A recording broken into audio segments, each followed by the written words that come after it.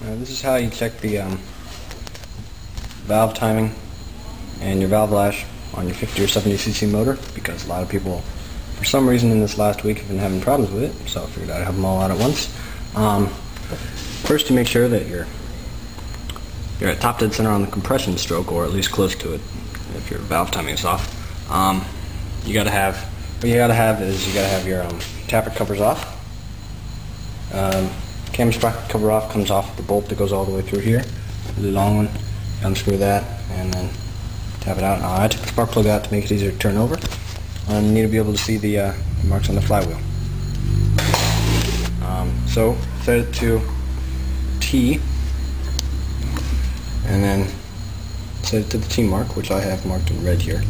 And then check your camshaft and check to see that mark is set at lined up with the notch in the head. If it looks like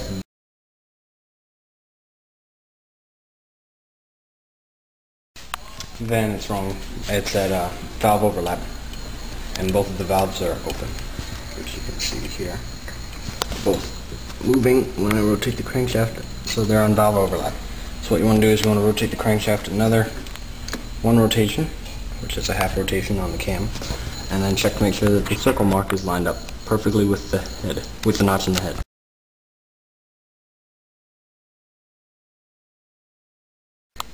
And now you know that when your T mark is lined up with the notch in the case, and the circle mark on the cam sprocket is lined up with the notch in the head, that your valves are set up correctly.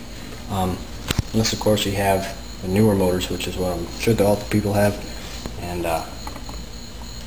they only have 2 bolts, and if you got that around backwards, then you would be on valve overlap when that's lined up. But you can check for that by rotating it and checking the valves. If you're on the compression stroke, the valves will not move when you rotate the crankshaft, and if you're on valve overlap, both the valves will move when you rotate the crankshaft. So that's how you check the valve timing.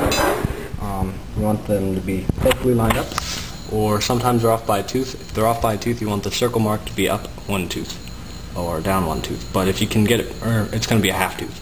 You want it to be up a tooth instead of, you want it to be up half a tooth instead of down half a tooth.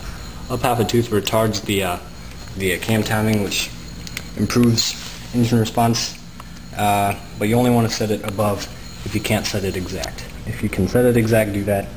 Some motors, they just don't line up for some reason, and you want it to be, the circle mark to be higher than the notch, not the notch to be higher than the circle. So that's how you set your valve timing.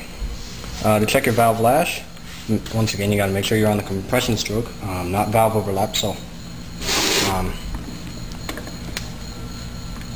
you want to check your flywheel.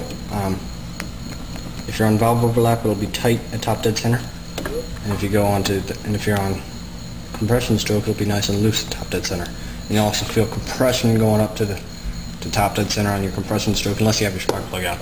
But you only have to do that if you don't have this cover already off. If you already got it off, you can just check the circle mark. That'll make it easier for you. But if you don't want to take it off, then you don't have to, as long as you got a good feel. Then usually, if you can move the tappets and feel them moving, that's good enough to know that they're not tight. And if they're tight, you're going to lose compression because it'll be holding the valves open.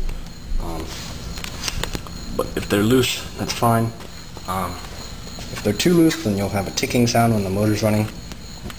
So see my other video on how to adjust the valves. I'll have a link to it in the video description.